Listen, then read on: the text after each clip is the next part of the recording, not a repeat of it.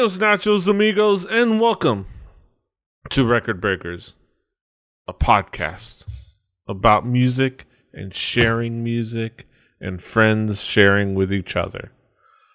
I'm Peter Rave, your man with no plan. Here with me is my team, my squad, my crew. We've got Brett. Ahoy, hoy. We've got Drew. Hey. And we've got Patrick. I'm also here. Yes. We have a special guest with us. It is that time of the cycle again. Back again after some time away. We've got the one, the only, my co-host of Halijuku, Brandon Cooper, aka KingKaz. How you doing, Kaz? Spent some time in a hyperbolic time chamber, and I am back. Fucking leveled up, dog. Super Saiyan 1, Super Saiyan 2, Super Saiyan 3, skipped 4. Now I'm a god. I keep thinking about watching Dragon Ball Kai, and then I'm sorry, what the fuck did you say out of your mouth? You mean Dragon Ball Super or Dragon Ball Kai? Because those are different things. Dragon Ball Z Kai, yeah. I said Kai. Kai is pretty great. I never watched all of Z. It's like Dragon Ball Z without all the 4 episodes of Goku powering up. Hey. Well, thank you for having me on the show. I'm leaving and I'm never coming back. I'm going with him. Wait, do you hate Kai? Or is that a real thing? No, it's fucking stupid. What the fuck would you ever do that for? It fixes everything Funimation It doesn't did fix wrong anything. The first time. It takes away the episode where Piccolo and Goku learn to drive. And really, exactly. There's or Yamcha playing baseball. That's criminal, honestly. It didn't take 4 years to watch all of Dragon Ball Z. It took a couple of weeks. Think about all the moments in your life with your best friend where you went and just did the stupidest shit. And it is the best story between only the two of you and only the two of you. If you ever tell it to anyone else, it doesn't make sense, but it's what made you closer. And that episode where Goku and Piccolo learn to drive cars is what made them closer. And it's what made them the good friends that they are. And then when you get to something like fucking Super and fucking Piccolo's picking Goku's fucking fields of cabbage for him because his wife fucking tricked him, you're like, man, only a really good friend that you learn to drive with randomly on some one-off chance and some one-off day would do that for you.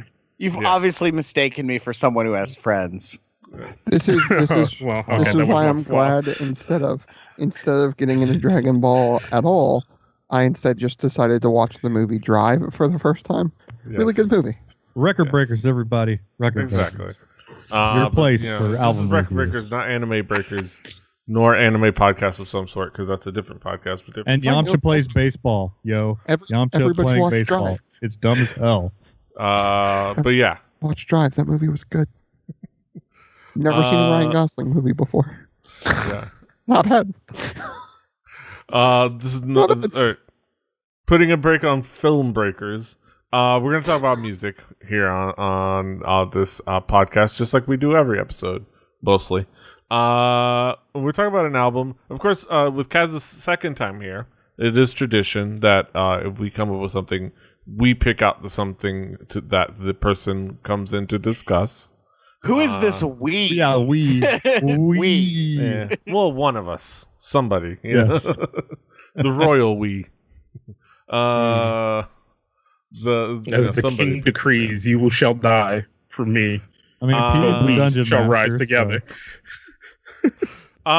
So I decided that I wanted to make Kaz make good on his threats to talk about Paramore on this show. What's up, man? And we're going to talk about RIOT. Kaz, would you like to introduce it on a surface level?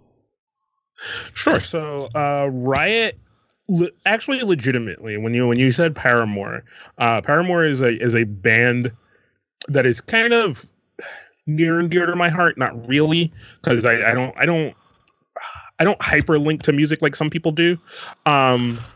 So Paramore is just one of those groups that kind of came about at a time where I was like, man, I could actually follow along with this, right? Like I am invested enough to want to give you money, to want to understand your catalog, find your catalog and stuff like that. And one of the first albums to do that for me is this one, RIOT.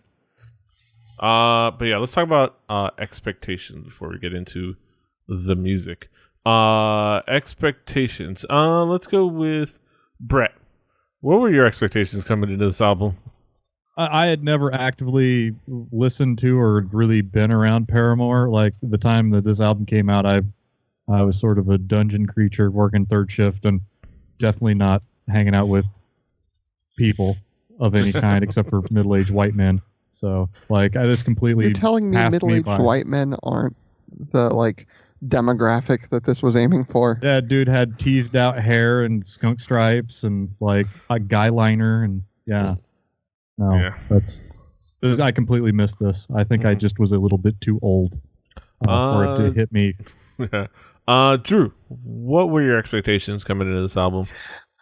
Paramore was the band that came around after like the whole Fueled, like in my like view. I always saw them right after like the whole Fueled by Ramen thing was breaking, and I was just getting fed up with that bit of like the quote unquote emo scene. So I was like, man, it's just this pretty girl with a good voice. Like, who cares? Like, why?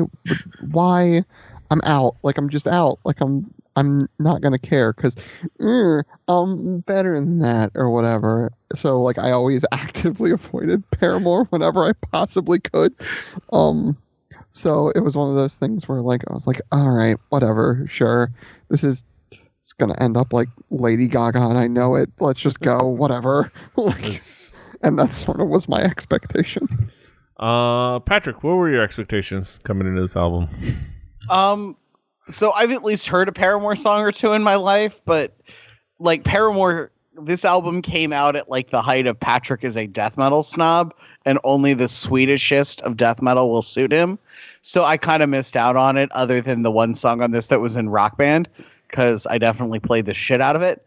But like I kind of knew who they were. I've definitely like, if I heard a Paramore song, I'd be like, I think that's a Paramore song. This is like my first time digging in. Mm-hmm. I played that song today. Which one was it? Was it Misery Business or Crush Crush Crush? No, that's what you get. That's what you get. Is the Rock Band 2 or 3? It's on Rock Band 2 or 3. Take down notice. It's on, yeah, and I played that song today on Rock Band 4. Because I did that. I paid to get the carryover. But yeah, also the Lady Gaga references from the fact of a previous episode where we had this turnaround from like expectations to like what ended up in the album. For context for Kaz. Context for Kaz. Context for anybody. Why I said that was I actively avoided Lady Gaga every chance I got, and then what happened when I listened to Lady Gaga was like, oh, okay, I get this. There's something musical here. There's a lot to it, and I see why people enjoy this. It's not, and we'll go into what I think of Paramore later. But yeah, Kaz as the guest. Yes. I'll let you describe this album musically. What would be the themes elements that make this album? Emotions.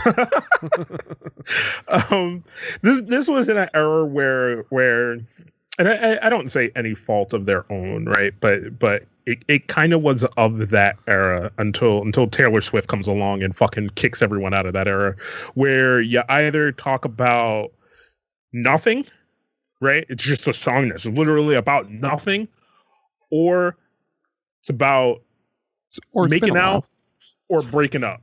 That's it. That's all you get when you put a female as your lead vocalist or whatever, because whoever else helped write that song can't think from a female perspective. They only think like, I don't know, she either likes dudes or she hates dudes, right? So let's just write about that. So there's a lot of that.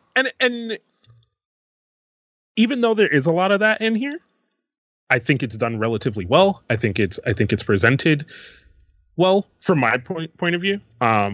I like Paramore, so because Paramore was kind of my stand-in Gwen Stefani, so it's just like, oh man, Gwen Stefani went on to do the Madonna thing.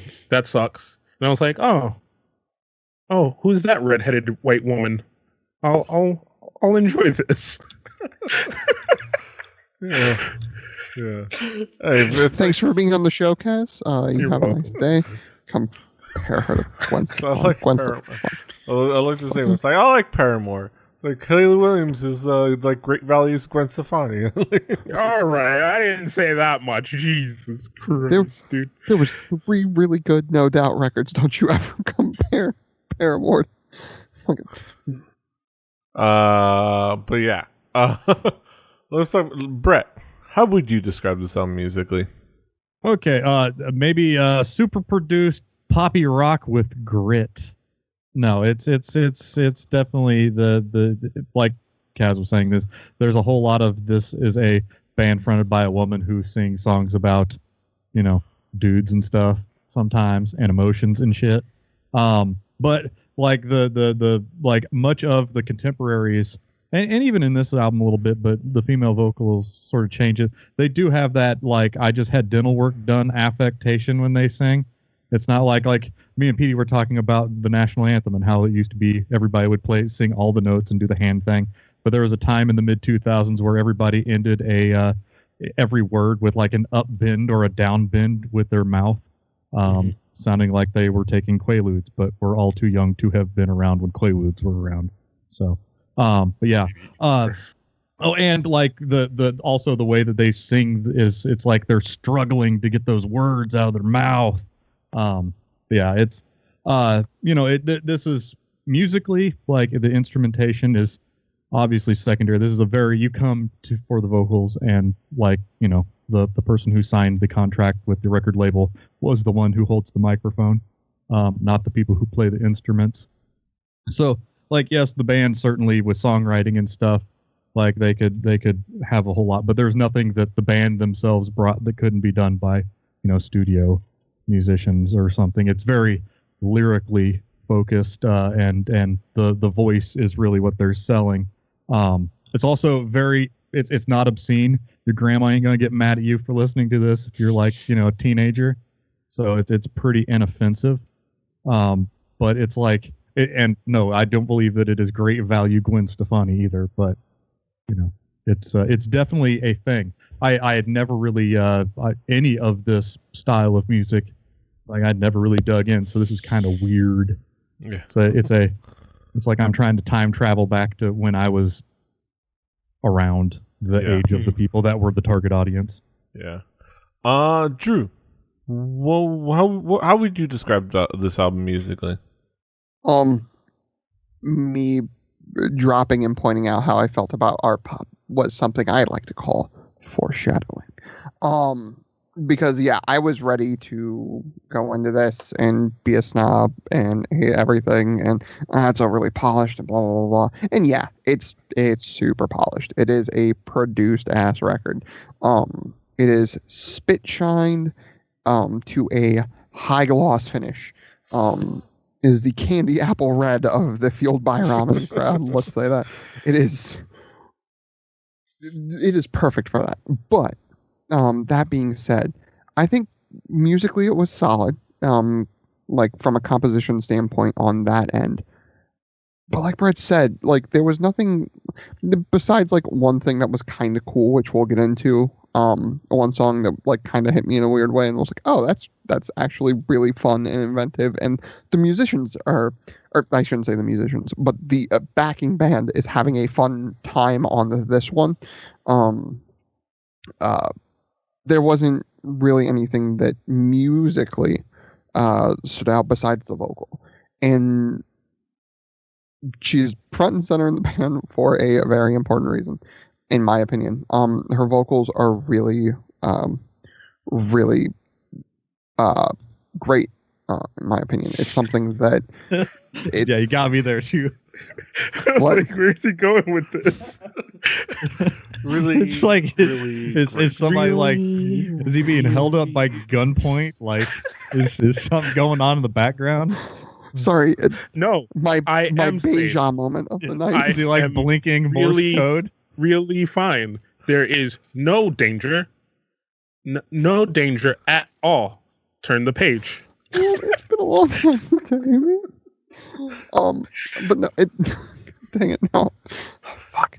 All right, but no, like it was something that she was her vocals were really, really great. There's the lyrics and stuff like that, and the tone that she has on it, I think, is really something that is interesting. It's something that in that era and in that grouping of bands, you had a lot of dude opinion and a lot of dude vocal tone and a lot of dude thought in like that emo scene that came around in that mid 2000s, and she stood out from that for obvious reasons, and I think that's really, really cool. It's something that those type of voices and hearing that type of perspective is something that's different. Now, granted, some of it is the perspective of a like 17, 18, 19-year-old girl, because let's be fair, a lot of those lyrics were probably written while she was in high school, because they take on a very like high school tone to them, a high school like jotting down in your diary sort of tone to them. But that's cool because it's something that I think deserves to be heard. And because her voice, yeah, it's mostly polished. It is there. But there's still that, like, in the pretty feminine vocal, she still has, I think, a little bit of power to it. There's still a little bit of, like, not a whole lot, but a bit of the stiff upper lip, like, hey, I'm here because of a reason. I have things I want to say that are important to my heart and my soul, so I'm going to say the things that I want to say. And I'm okay with bands like that. Mm-hmm. All right. Yeah. Patrick. I don't know if you had a thing to say, Kaz. Kaz had a thought. Well, no, I was just gonna say, like, if you kind of look at their shit, like their first album is a little bit more like creative, right? Because it's a little bit more rough and it's a bit has more of a message to it. But then you get to this, and like you said, it's a polished turd, but it's so polished that it comes out really, really well. No. I'm just saying, like, using that kind of thing, right? You throw as much of the like standard pop rock shit at it, and then you polish it, right? Also, side note, can we while we're talking about that, can we talk about the fact that, like, there's a lot of like quasi-religious like undertones to this entire record? Were you not aware that like they were a vaguely Jesus band? No. That's a thing. Nope. Sure didn't. No. I was not aware. Paramore is they're like Jesus adjacent. And like they're not like they're not. This isn't DC talk. I don't even know if this is like Five I didn't know they were pop Frenzy punks. Jesus. They're Jesus adjacent because like, this is like Squad 5-0 Jesus, which like I rolled in that crowd too. Like there's a touch of the Jesus. No idea. Like there's a touch of the Jesus. These are hot youth group jams. Yes. But yeah, growing off of that, Patrick.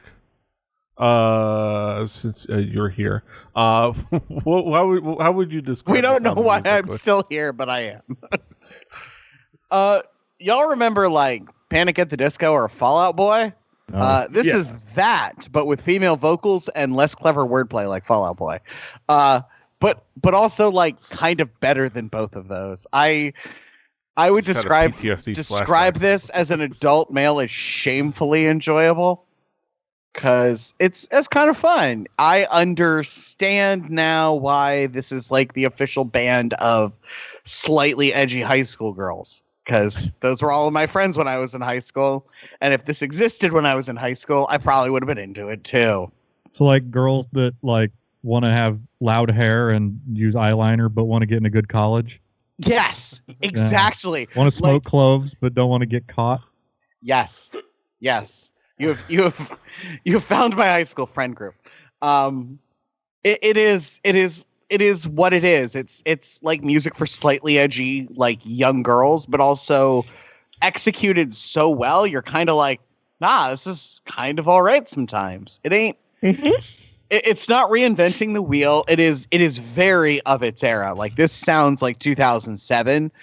But it's at least like the good bits of 2007 well executed. It really revolves around the fact that like Hayley Williams has kind of a nice voice and it's unique enough that she doesn't sound like everyone else of this era. and she's singing rock music, whereas most of the girls of this era in popular music were singing pop. So it kind of works out. It ain't reinventing the wheel. It's not anything too far from what else was going on, but it's got a thing that they didn't have. A woman. It's still a woman. Literally good female vocals. That's the difference. Like I am reinventing the wheel, but it's making a nice little set of tires. You have an emo band. The lyrics are very much driven from the person writing them. Weird. Who would have thought? I took a hot look at 2007, and it was the year of safe bets, bro. You got Panic at the Disco, Rihanna, Avril Lavigne, like all that kind of shit. So there's a reason this was allowed to stand out. You know what I mean? Like, yeah. And comparing it to Avril Lavigne, this has an like an earnesty that she never did. Like, Avril Lavigne always 100%. Came off like she was faking it. Like she was taking on a persona to play pop music, but pretend it's punk. Whereas this has a little bit more to it that seems closer to the real thing. I think where you can kind of point that is, I can't be for certain, but I don't know if Avril Lavigne has writing credits on her albums. Yes. Yeah. She totally has never stolen a song ever. Yes. Well, she has a team. She had a team. Let's be fair. At least, yeah, there was one that signed the record deal, but I believe the band also is given like a writing credit, which is maybe kind of important in this style of music. And this is like it's been said, they didn't reinvent the wheel, but they make a good set of tires. It's a fun record. But let's drill down to some tracks, some songs, to the macro level. Take some macro shots on this album. Photography references. Kaz, what will be some of the key tracks for you? What? So this is like a very rarity for me, right? It's almost hard for me to pick a favorite on here, but if I was going to, it would probably be That's What You Get. And then I feel like I like When It Rains because I'm an emo teenage girl. And Fences gets me too, which I think is actually another emo track. I'm a teenage girl through and through. Dog. It's missing. Fences is the one with the bass line. I missing really four put words. that. When It Rains is missing 4 words. Brett, let's tracks. Key tracks. Yeah. What do you got? What are some of the key tracks for you? Well, for a pessimist, I'm pretty optimistic. It's definitely massaged more than I was expecting. I came into this not knowing exactly what I was going to get. I didn't know I was going to get some meticulously manicured album, and also I didn't expect there was going to be a boodle deedle doo part to the guitars either in any part of this album, because I didn't expect that to even be a thing. But yeah, it opens up and it pretty much tells me what I'm getting into. Misery Business, it was like their lead single off the album, and I guess they had a B-side on that was Sunday Bloody Sunday. I didn't do my extra credit, but I might sometime. That's weird. But I can see why they made this the lead. The lyrics obviously sound like they're written by a teenager, and it's for teenagers. Also, somebody rhyming change with change. That's a thing. It's not masses. Change to change. Hey, if Black Sabbath could rhyme masses with masses, I guess he can do anything. But Misery Business. Oh wait, no, Crush. Sorry, my notes. This is all we're going to talk about Misery Business. No, I touched my computer and scrolled on me, and I was like, well, let's rewind a little bit. Crush. This song is another single. It has this synth thing going on. And like I remember bands were doing this at the time. Like it's not as upfront as the Killers were with their use of weird synthy crap and everything. It wasn't in the front; it's in the back of the mix for like it sort of fattened up a song that wouldn't really have as much going on because it's like none of these songs are like whiz bang. Wow, I can't believe they were able to play that. It's a genre. You're not coming in there looking for that. But yeah, it's like another super meticulously manicured song. But like it has this weird bridge with effects. Yeah, it was it was noteworthy. But like I could pick any song off this album and find something to talk about because this is all really, really foreign to me. I'm like at the zoo. Drew, what would be some of the key tracks for you? For a pessimist, I'm pretty optimistic. The first thing that I put here was, oh hey, a song from the mid 2000s on an emo record label that the title of the song is an entire phrase. No way, that's never happened before. That being said, though, to start out with a song that plays both the loud brash card and the quiet soft card back and forth, I think was really smart. You start off with sort of pushing Haley's voice in different directions and sort of letting people catch on to that. The drums and the guitar were catchy enough, but they were just sort of there to me. Hallelujah. So not that one. Not that one. Not the one. Not oh glory glory hallelujah. No. But yeah, that's the one I was talking about. But it was a song that did the Christian band thing of having like, I feel like in that mid 2000s area, a lot of the Christian bands, if they weren't like off into the weeds in one direction or another, like farther, if they were this more middle ground of tone, they all had that one jangly throw your arms up and like sort of close your eyes jangly chord song. They had at least one, and that was when I realized like, oh, I didn't realize Paramore was like going in these circles. Like, okay, like I always wondered why like everyone that like liked that weird like girl Christian rock thing like also had Paramore. Like I didn't think they were that adjacent until now. I was like, oh, okay, this is a thing. Cool. And then Fences.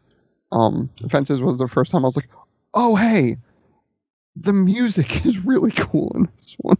Like, that was the first time the entire record that I was like, ooh, like this is interesting. It's a fun bouncy bass line.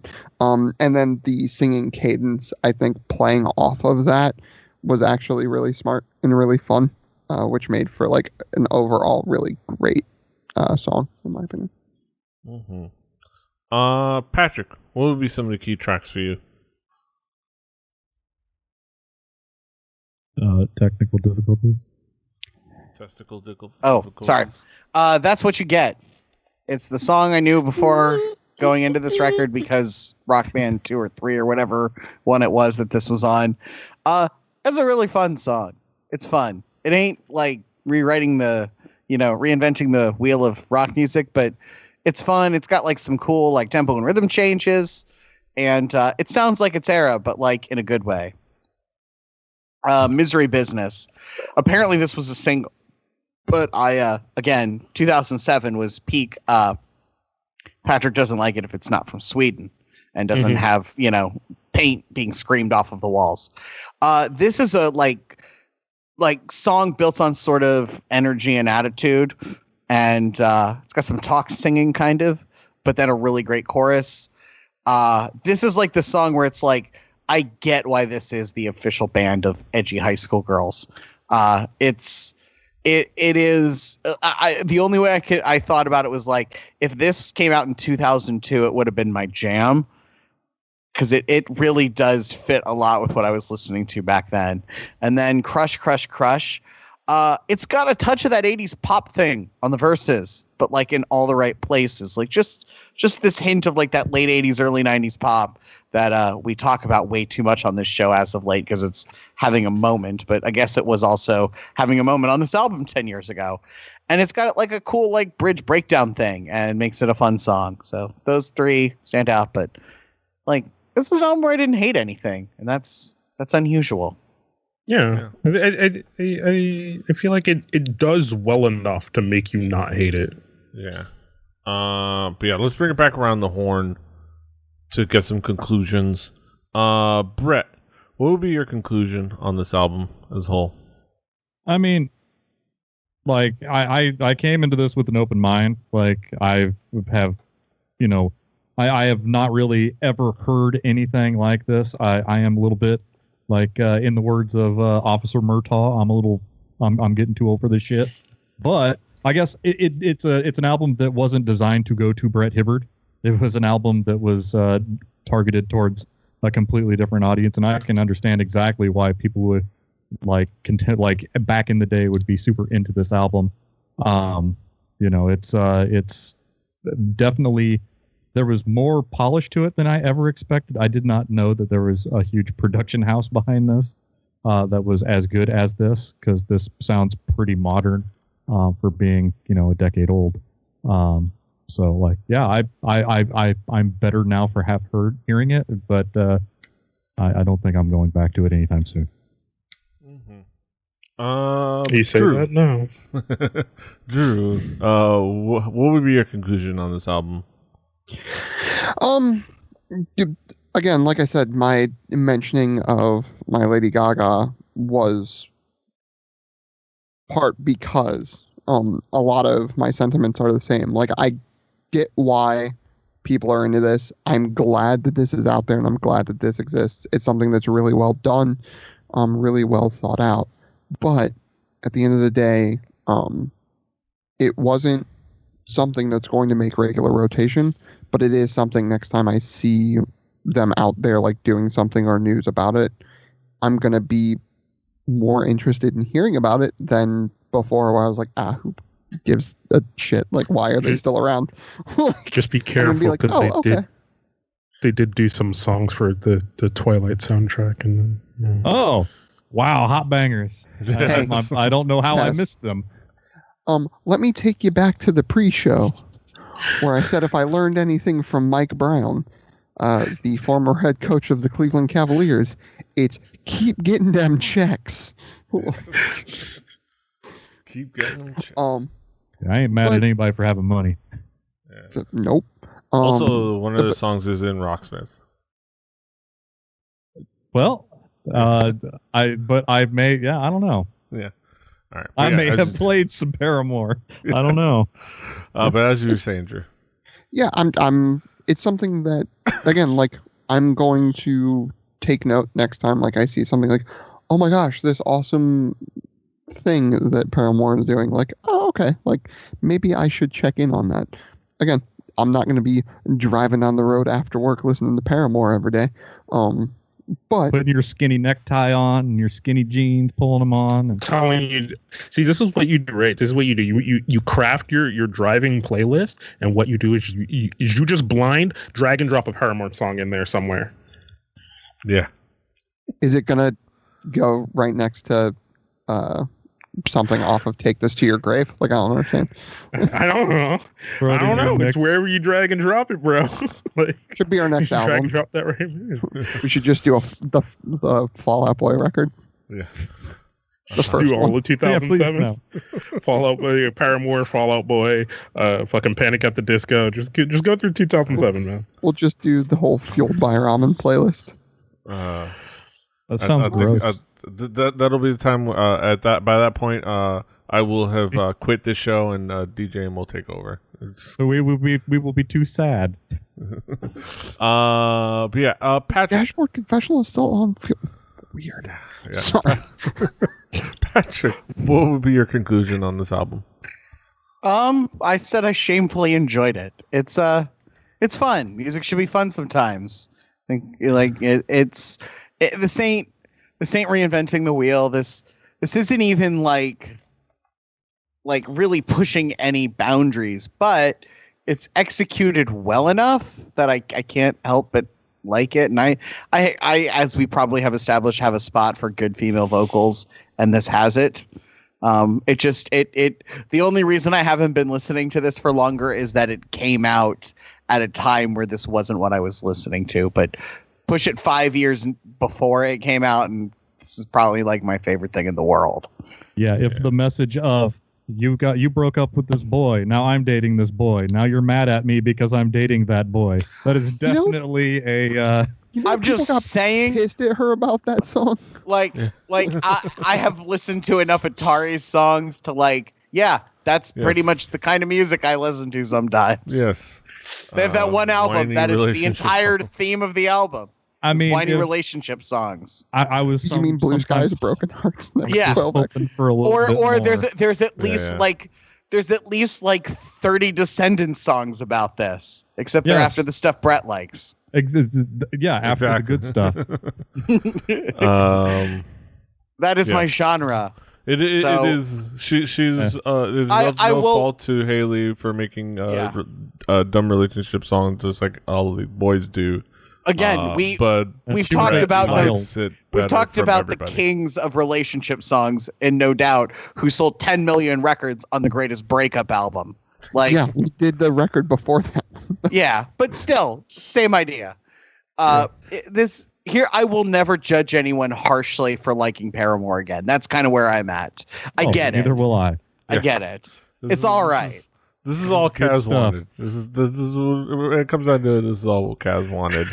I will judge Kaz personally harshly for totally unrelated things. Yes. I will judge people harshly for liking Glassjaw. Yes. Well, I mean, that's just fair. Just so you know, you're judging Bad Rabbits harshly because they all fans. Whatever. They don't make Glassjaw's music. They make Bad Rabbits music, and that's okay. Also, I will. Second record. 2 degrees of Glassjaw. Crunch got on my case for making fun of Glassjaw, so whatever. Yeah. Kaz. Last but not least, you get the last word. What would be your conclusion on this album? For me, right? One of the things for me with music is I need music in the background whenever I'm doing things. I don't actively listen to music. I haven't actively listened to music in a very, very long time. Unless I'm watching a music video, right? But then even then, I'm not actively listening to music. So if an album comes along, much like this one, where as I'm doing other shit, I could put it on and I'd never walk back to my device that's playing it and go, what the fuck? Like, why is that song playing? No, like, it's great. And this album does that for me. I can put this album on and I can just zone out and get work done and do shit and just like have it on in the background. And it doesn't mean that I'm not enjoying it. I'm just enjoying it so much that it is now just part of my aura of what I'm doing. Like, and I love shit like that. Mm-hmm. Yeah. And yeah, it's a great album for that. Yeah. That is all for our thoughts on Paramore. RIOT! Just wanted to get that one in the way. But now we get into our main event of the evening. We get to our haiku review. Our haiku reviews. Let's get down to it. We sum it all up in poetic form. It's our fun gimmick that we're still doing. Still appropriating someone else's culture in the most horribles of ways. Exactly. Brett, what is your haiku? A trip back in time. She's got some really nice hair. Not really my thing. Mm-hmm. Drew, what is your haiku? I wanted to hate, but I ended up having quite a bit of fun. Patrick, what is your haiku? Great female vocals, above average for its time, shamefully enjoyed. Mm-hmm. My haiku, I'll have pop rock excitement, though not a revolution, a pretty fun ride. Kaz, what is your haiku? For you see it rains, Paramore makes it sunny, then turns it around. Mm-hmm. Okay, so I just remembered this album's called Riot. Was there anything riotous about this album? Did this make you want to go loot a Stuckey's? Like, does this make you want to go? You could probably play Misery Business while you break some windows. Your beef jerky and your 4 packs of Red Bulls. That's what you get. You could literally play while you're hitting somebody with a baseball bat. Like, that's what you get. When you if you want to make money, when you're looting something, go to a gas station or a liquor store. You know what you get when you let your heart win? Sneakers. These hands.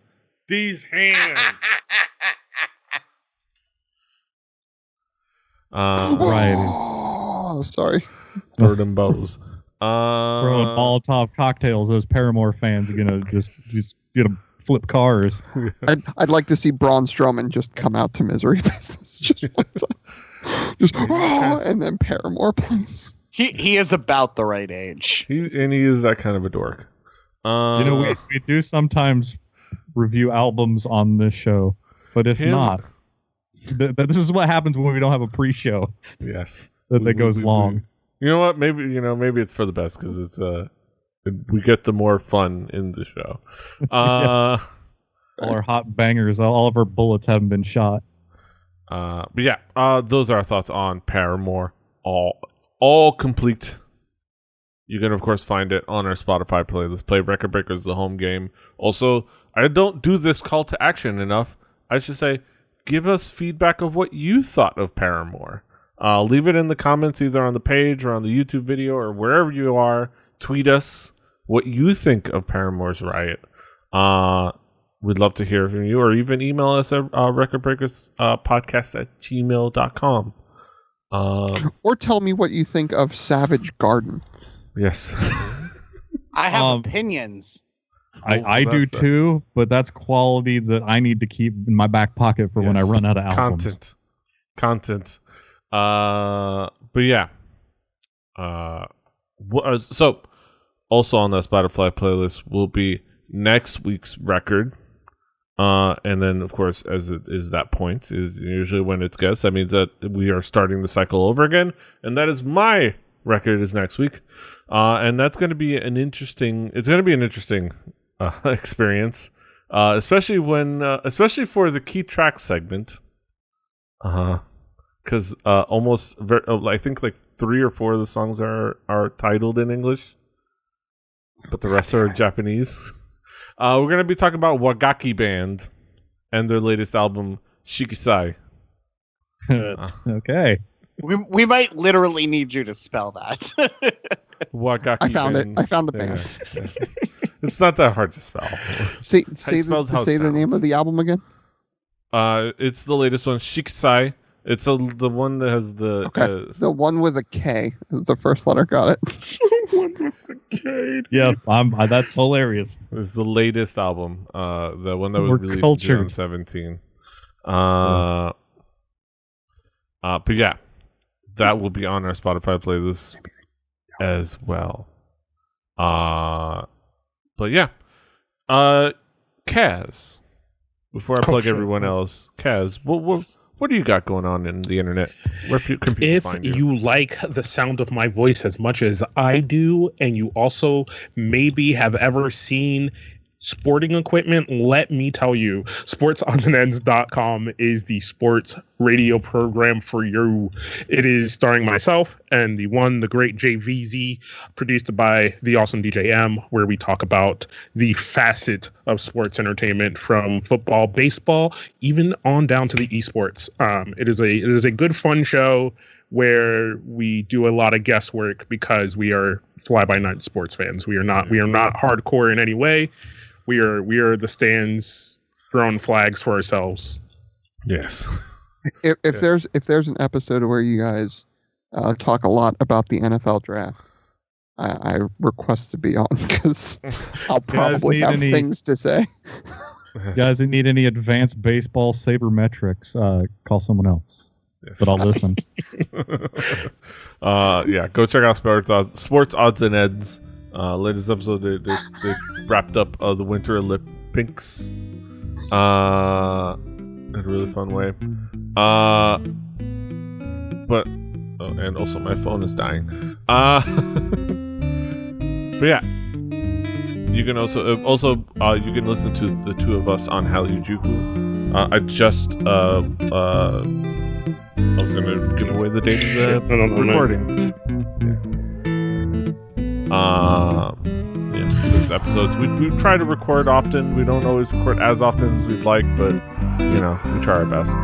But that's at hallyu-juku.com or kpoppodcast.com. But of course, you can find the rest of us all over the internet. Patrick is at The Swagger. Brett is at HibbityBibbert, HIBBITYBIBBARD. Drew is at X4X. I'm at PD Rave. The show is at 4 Record Breakers. That's the number 4 Record Breakers. RecordBreakersPodcast.com. RecordBreakersPodcast@gmail.com. Rebelli.net for this and other shows. Rebelli TV on YouTube and other places as well. Comment, like, share, give us your feedback, subscribe if you feel like it. Do all those things. Until next time, hasta los huevos.